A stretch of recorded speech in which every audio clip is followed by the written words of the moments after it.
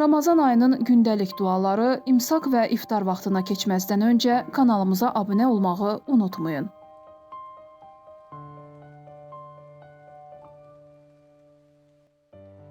Mart ayının 6-sı Ramazan ayının 16-cı günüdür. Martın 6-sında imsak vaxtı saat 05:41, iftar vaxtı isə saat 18:52-dədir. Ramazan ayının 16-cı gününün imsak duası belədir.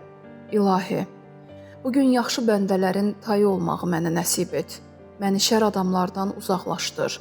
Bugün məni öz rəhmətinlə cənnət evində qərar ver. Səni and verirəm, ey aləmlərin Allahı.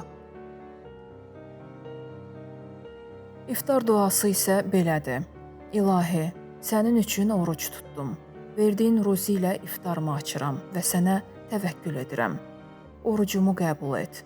Həqiqətən sən duaları eşidən və hər şeyi bilənsən. Ey geniş məğfirət sahibi, günahlarımı bağışla. Allah orucunuzu qəbul etsin.